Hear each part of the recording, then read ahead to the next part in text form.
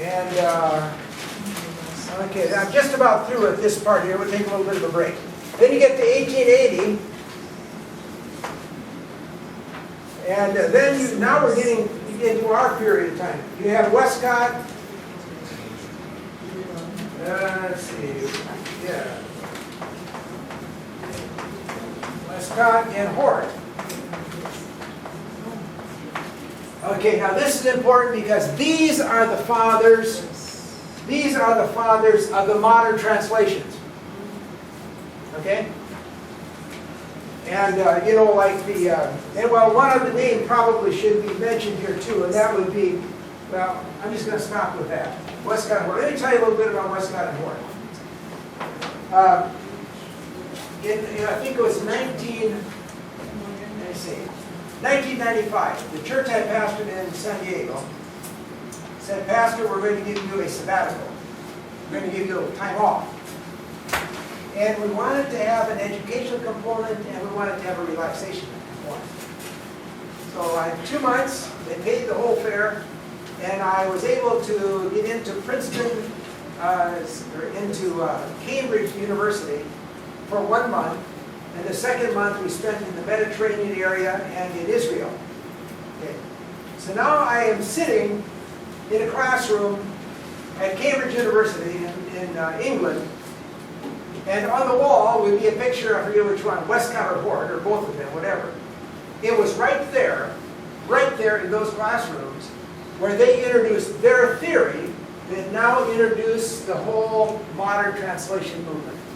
And so that was kind of an interesting thing to know that, hey, this is where these guys did their work. So anyway, and so you get from these from Westcott and Hort, you get the American Standard, you get the Revised Standard Version, you get the New English Bible, you get the New International Version, you get the New American Standard, and so on. All right? Okay, you know what? We're just about through this. You have been so patient.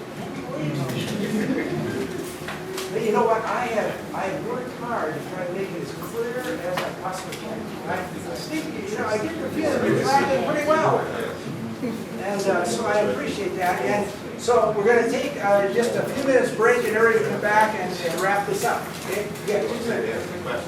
Yeah. You have any questions before the break on anything that we've talked about? One yes. Question. The English in 1611 English translation by Stephanus. I would have thought that it would have been the 4th edition being translated instead of the 3rd. Because the 4th edition was the one that was done in chapters and verses. Oh, I see where you're coming from. Yeah, that. So I would have thought that would have been the one. Yeah, that's a logical enough conclusion. It isn't the way it happened. The third edition is the basis for the King James translation. However, they quickly put, you know, the chapters and verses in that followed in his 4th edition. So you do have the chapter and verse in the King James. Does that? I don't think I'm connecting with. So when they first came out, they didn't have chapters and verses. The King James version didn't have chapters and verses. So I think we could say, you know that I've never thought of that. I have never thought of that question. Technically, I would assume that when the King James was done, maybe it didn't. And then they picked it up from Stephanus' 4th edition. You've got me stumped on that one. I'm not sure.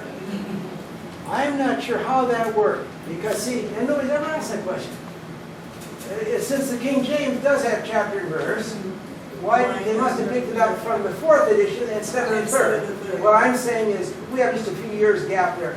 Well, the 3rd edition becomes the working text underneath the King James, but they at some point picked up the chapter and verse. That's all. Any other questions?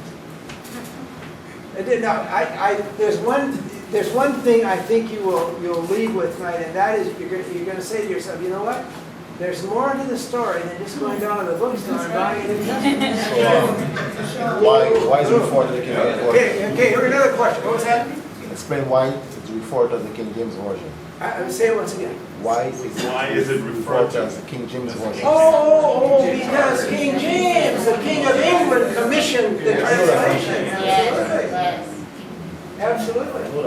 And so they put together this translation team, And they chose, they had to have a Greek text, we're gonna do an English translation, you gotta have a Greek text, so where do we get a Greek text? Well, let's use Stephanus' third edition. Okay, let's use that as our underlying text. Make sense? I think so. That question is asked because we have lots of arguments with Rastas in the Caribbean. With the who? Rastas, you The know. Rastafarian. You know Bob Marley? I'm sorry, I'm not trying. What's You that? call Bob Marley, he sings reggae music. Sir, can I make that a little bit more clear to say what he's saying? Just like you have Muslims, Hindus, Jews, there's another form of religion that's called Rastafarian. In the Caribbean. In the Caribbean, mostly. They're What do you- Rastafarian. It changed name from Rastafarian. Haile Selassie's name, Ras. His name was Ras. Rastafarians. They're normally identified by this year. Oh, It yeah. originated in Jamaica. It's a religion that originated Okay, in what Jamaica. about the? They always argue with us when we try to witness to them that the King James version is written by King James, and King James was a wicked man. So we always try to point out to them that King James did not write it. Right.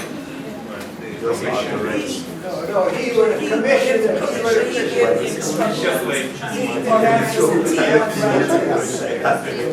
But that's why I think the story, I think that's why the story we're trying to tell tonight is very important. Because we're going to run into people, we're going to have the arguments that this kind of information provides you some context, what you can decide.